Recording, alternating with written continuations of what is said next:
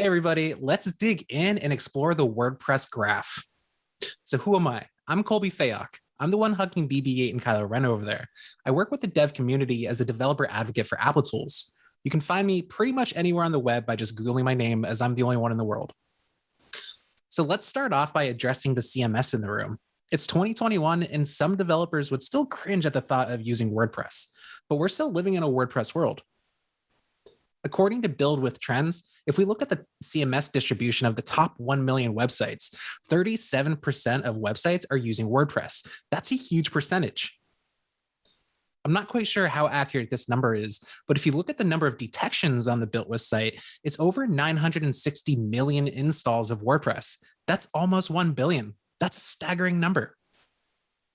While we might not all want to use WordPress, it's realistically around to stay for the foreseeable future. But hold up, why am I even talking about WordPress in the first place? Well, jumping back a little bit, WordPress as we traditionally know it is an all-in-one CMS and website solution. It works server-side to grab all the data from the database, render it to HTML, and send it off to the browser. But since 4.7, WordPress now ships with a REST API. This means right out of the box, WordPress is actually available as a headless API. If you haven't heard that term before, headless, what does that actually mean? Well, with our traditional stack like WordPress, somebody visits a page in the browser reaches out to the server, then the server does all the work like handle the request data from the database, then render that to the HTML for the page, and then return it in the response. If we're lucky, it will return it cached. Finally, the browser displays that response to the person visiting the site. With a headless approach, that request to the server might be asynchronous on the client. In this particular example, the person would visit a page in their browser and immediately get a response straight from storage. Once that page loads in the browser will kick off another request to the server, which can load all the dynamic content. But I would imagine you're probably wondering, why would you want to make a client-side request to a CMS like WordPress? And that's not necessarily the recommended approach. That's where static site generators come in and modern web frameworks.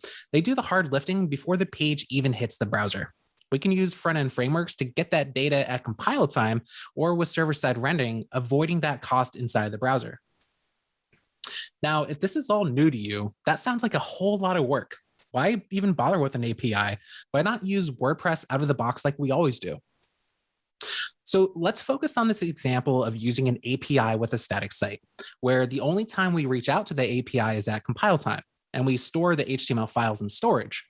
We get a lot of benefits from avoiding hitting the server directly on each of those requests. With most server-based solutions like WordPress, there are a lot of options to help speed things up. For WordPress specifically, that includes things like plugins to cache, or maybe some custom work under the hood.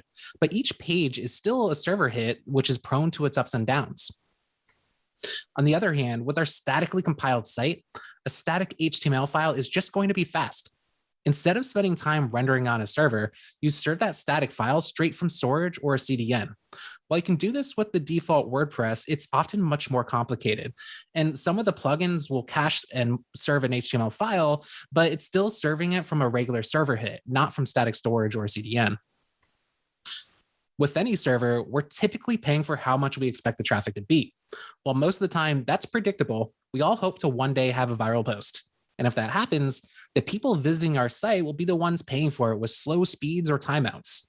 There's solutions like load balancing and auto scaling, but those aren't perfect solutions and they might not always handle surge in traffic.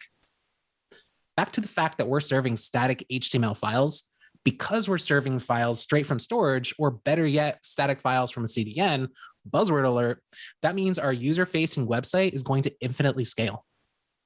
That static site will survive the Reddit hug of death when your post ultimately goes viral. Managing servers isn't always cheap. While a low traffic personal blog could manage a few dollars a month, the more that traffic grows, the more the cost is going to quickly grow. While you have those options like load balancing and auto scaling, those services quickly add up. And without it, you risk your site slowing down or worse, downtime. Storage is cheap. It's really, really cheap. We can maintain huge static projects on AWS using S3 for a really low cost. But even if we still manage the server, the usage is going to be much, much lower if all that is hitting it is content managers or requests at compile time. Now, I hopefully convinced you that exploring headless is a good thing, or at least this sets you up for some context about what's next in this talk. So how would we actually apply that to WordPress? Well, back to the REST API, if I want to start building out my new static blog, I'll ultimately need to fetch all of my data. So if I start off by going to /wpJSON with the WordPress address, I'm going to get some really basic information about my website, along with a list of routes showing what endpoints are available for me to hit. Next, I want to add my blog post, so I can hit the post endpoint and easily get them all.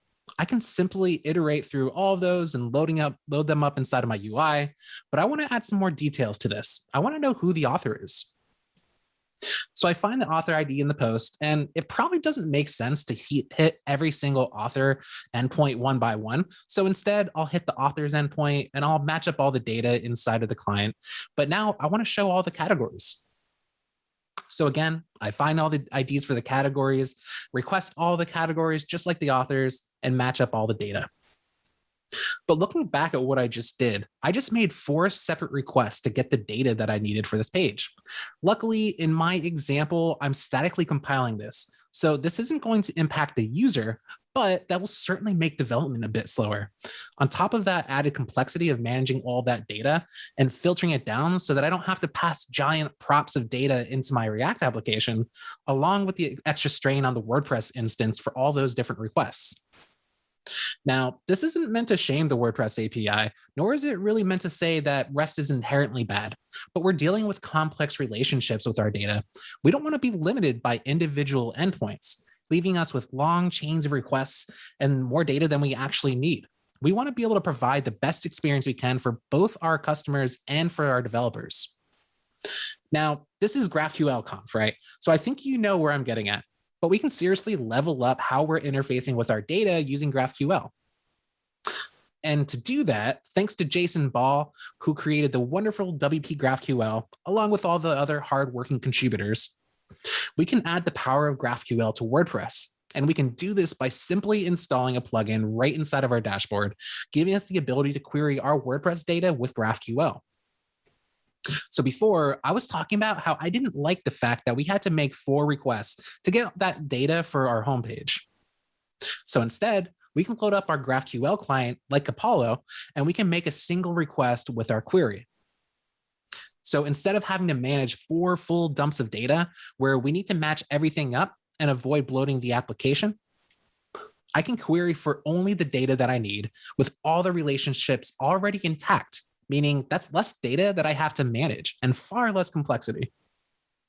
Now, again, I'm doing this during compile time, but we can see what this would realistically look like with the impact of those requests if I do those inside of the browser. While those KBs and milliseconds don't really seem like a lot, it adds up and it becomes more noticeable in the rendering experience. Not to mention, I don't really have a lot of posts in this demo website that I'm showing, so there's not a whole lot of posts that I'm actually requesting. So imagine a huge site with a ton of posts. Also, that was on my fast Fios connection. It's a little bit different when we see what that looks like when we're throttling with a fast 3G connection. That post endpoint with my small amount of posts still took over 3 seconds. It starts to become a huge difference.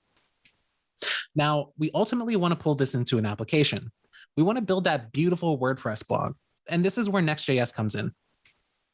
Like I mentioned earlier, WP GraphQL is a WordPress plugin installation away. But once that's installed, you immediately have access to all your data. The cool thing is with the Graphical Explorer installed by default, it lets you interactively explore your data. You're able to click through and see what exactly you want as a query. And as you're doing that, in that middle column, it's actually building that query out for you so you can plug it right into your app. Speaking of which, if you want to use React, Vue, or really whatever library of your choice, you now have that capability of using WordPress headlessly. And I've done just that with Next.js WordPress Starter, which lets anybody spin up a new static WordPress site with React Framework Next.js super easily.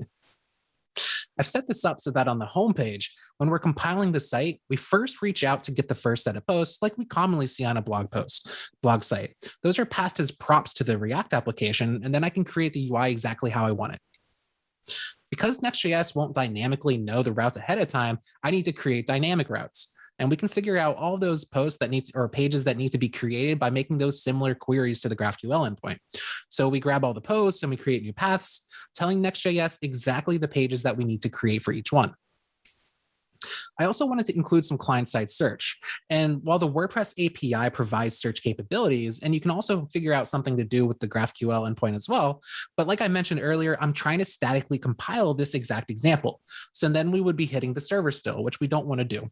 So instead, since Next.js is built on top of Webpack, I was able to create a Webpack compiler, which fetched all those posts using GraphQL at compile time with exactly the data that I need. So then it can create that search index with titles and paths. That way I can store it into memory or load it asynchronously in the client so that I can provide those client-side searches right to that index, which is super fast. And with all of that, I was able to easily query all of my WordPress data with WPGraphQL and statically compile my blog with Next.js.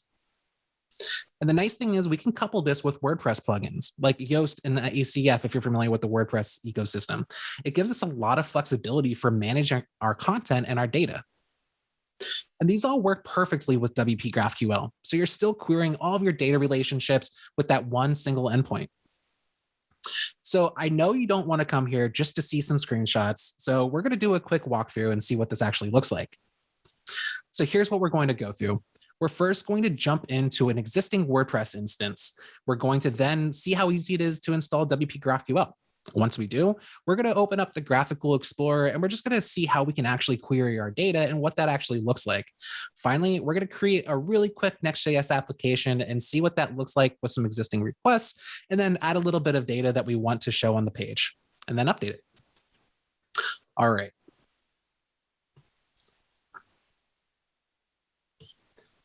So on my screen, I currently have the WordPress dashboard, and this is a really basic WordPress site where I added some sample content ahead of time. Like here, I have a bunch of posts and I have some pages on here. Really, the point is I'm trying to show that I really don't have anything special going on. We can even see that I have no plugins actually installed here. So what we eventually want to do is we want to say, hey, I want to be able to query all of my WordPress posts using GraphQL. Now, like I mentioned before, if we go to the WordPress endpoint, if I type that correctly, and we go to /wp.json/JSON, we can see that we do have access to that endpoint immediately. We can even go to /wp/v2/posts, and we can see that we immediately get all of our posts. But again, we're having a complex relationship with all of our data. So we want to be able to query all that with one relationship, which is where the GraphQL endpoint actually comes in. So back over to WordPress, let's head over to the plugins section, and I'm going to go to Add New. Where inside of here, I can simply search for WP GraphQL. And once it comes up, it's a simple installation away, where then I can activate it. And immediately once it's activated, we'll see we have this new GraphQL tab on the navigation, where if I go ahead and click into the Graphical IDE, we can see our new Graphical Explorer. Now, if you're not familiar with the Graphical Explorer, if this is your first time seeing it, it's really a way that we can be able to see all of the data that we have access to inside of our GraphQL endpoint. Now, if we're looking through here, we can see some things that might be related to WordPress. Now, we can see we have our media items, we can see our general settings, which we can grab the title and the description of the site. That way we can easily add that to our query if we want to show that on the homepage. But more importantly, if we scroll down, we can see we have our pages and we have our posts, where the posts are really the meat of this, right? So we want to create a blog where if we look through here, we can start clicking around and we can build our query in real time. If we notice here in the middle column, anytime that I select one of these nodes, it's going to append it to that query and make it super easy for me to copy right into my application and do exactly what I want when I'm trying to build this application. So we can see as it's building it, I can select my data. We can even scroll up and see those relationships where I was talking about before, where if we want to have the author on this query, we can select the author node and I can add the name of that author. That way for every single post, which in this demo instance, I'm the only author, but we can see that it adds it to each one. And similarly, if I want to also grab the categories, we can query all of the different edges and the nodes for those categories and grab the name of each of the category. We play it. And we can see that we have all the categories for each of those posts. So that's the basic gist of being able to query all of our data inside of WordPress. But ultimately, we want to bring this into our application and see what it actually looks like when we're trying to query that in real time and then building a UI. So to do that, we're going to start off with a really simple, it's a basic starter that I created with Next.js, which all it really does is it has some basic queries that loads in some sample data. That way we have a good idea of where we can start off at, and we can actually see how this is working. So we can see here, I can get started with this application by using this yarn create next app line. So I'm going to copy that right into my terminal. I'm going to also scroll back and add I can do that right in line, but I need to add a project name. But what this is going to do is Next.js is going to clone down my project, and it's going to also help install all my dependencies. So I'm going to say, let's call this my WordPress app. Cool. So what it's going to do, clone down that project. It's going to install the dependencies, and it's going to create a fresh start with things like Git so that we're immediately ready to jump into our new project. So I'm going to first navigate into that folder. And before we actually get started with our development server, I'm going to open this up inside of my code editor, because we have one thing we want to do, where if we head back over to the GitHub page, we can see that we also need to add this environment variable. Now, ultimately, we want to be making requests to our WordPress instance. So we need to tell the starter where we should actually look for that. So I'm going to copy that line, head over to my editor, and I'm going to create my .env.local. And I'm going to paste that in. And now we can go ahead and get our endpoint, where if we head over here, it's going to be wherever your WordPress installation is located at. So we can see here, mine is just spacejelly.demo.wpengine.com. But now I can head over here, and I'm going to replace the base of this URL, where with WPGraphQL by default, your endpoint is going to be located at GraphQL. Now, if I actually open that up in the browser, we can see that while it's not actually going to work because you can't just make a simple GET request to this endpoint, we can see that we are getting GraphQL errors, which means that it's working as a GraphQL endpoint. So now that we have our environment file, let's go ahead and spin up our development server. And we can see that it immediately starts it up on localhost 3000. So let me open this up in my browser. And as it's doing it, we can see in the background that it's compiling the page, and it actually reached out and grabbed all that data for us. And we can see we have our basic WordPress blog. Now, how am I actually doing this? So let's open back up our code, and the meat of it is going to be inside of our index.js file, which is our homepage. Now, at the top of this, it really just kind of looks like a standard React application. There's really nothing fancy going on.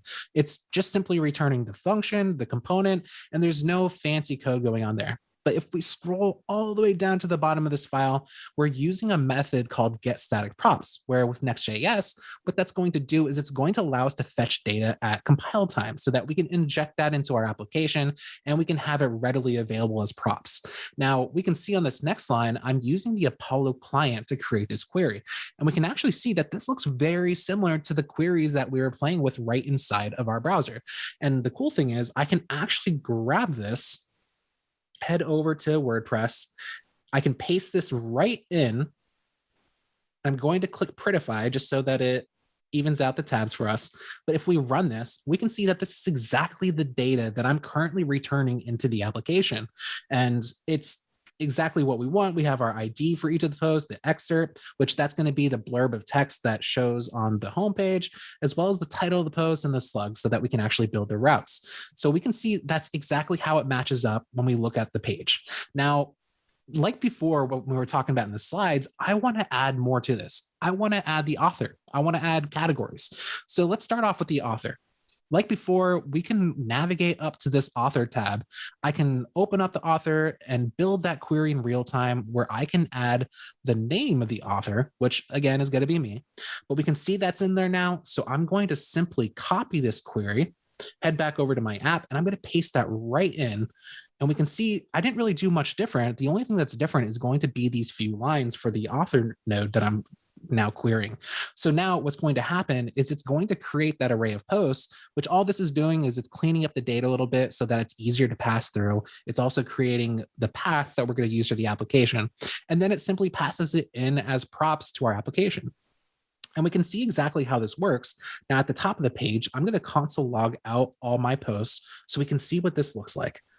If I reload the page and open up my console, we can see that if I open up this array, let me make this a little bit bigger for you. We can see if I open up my array, we now have that author node and it's showing my name. So that's perfect. And it's going to make it super easy for us to add inside of the project. So let's head back over to our app, and inside where we're actually looping through these posts, I can say that I want my author to equal, we're going to say the post and the author, and I'm going to add the node because again, we have that node there. So just cleaning that up a little bit so it's a little bit easier to use.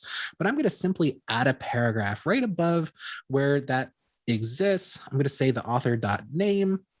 I'm going to say by, and I know that the styling is going to need just a little bit of space so that we can see this a little bit more clearly.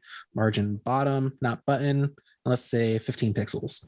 And now if we reload this in the browser, we can see that all these posts now show the author. And that was super easy. All we had to do was add that as a little piece to our query, and we immediately had the exact data we needed without having to add an extra request and without a lot of complication. So now let's do the exact same thing with the categories. So again, let's open up the categories. We can get the edges and the node, and we're going to get the name for each of those categories. And this time, I'm not going to copy and paste the whole thing. I'm just going to grab this little snippet. You can even write this by hand if you know what your data looks like. But at the bottom, I'm going to paste this right into my query.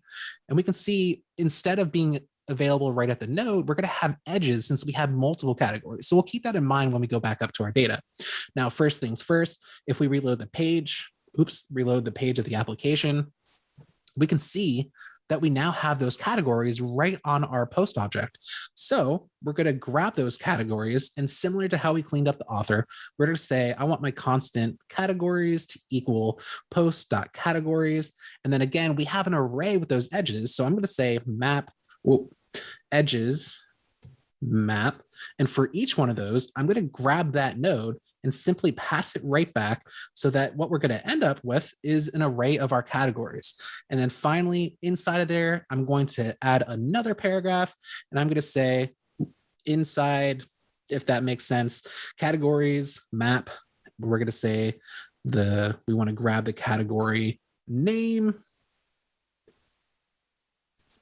and we're going to pass that back. Where's my syntax? I'm getting lost here. Okay. We're going to pass back that name. And then we're going to simply add a join on that so that we can add a comma to make sure that it looks proper for a list of different categories. Now, if we head back into the application, we can see that it already updated. The inside probably doesn't make a lot of sense, but we can see that we have those categories. We have our first post that is inside of updates and webhooks, and we have our second one that's inside of files and updates. It was super easy for us to be able to add both of those data so quickly without having to worry about a ton of complication that we would typically have to deal with when managing a bunch of different endpoints with REST. And after all, it was a lot simpler too. We didn't have to add a different network request, and we're now exactly where we want to be, and we can keep developing with our application. All right.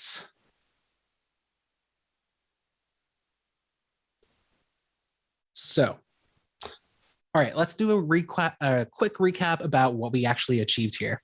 We first took a look at our existing WordPress instance, and we installed WPGraphQL. Once that was ready, we were able to see how easy and quick we were able to query for that data. Finally, we bootstrapped a new application, and that took advantage of querying GraphQL. And we even added some extra info to the UI, which we saw was really quick and easy. Now, the goal here wasn't to get you all to jump ship over to WordPress. That's absolutely not what I'm saying, but it's to show the flexibility of it and why it's still a compelling option, especially when it's coupled with solutions like WP GraphQL, which makes it a whole lot more easier to manage that data. We can come up with some pretty powerful solutions that provide a great experience both for our users and for our developers. Now, if you want to check out my Next.js WordPress starter, you can find that over on my GitHub. Or if you want to learn how to actually do this in practice, I have a new course out on Level Up Tutorials called E-commerce on the Jamstack.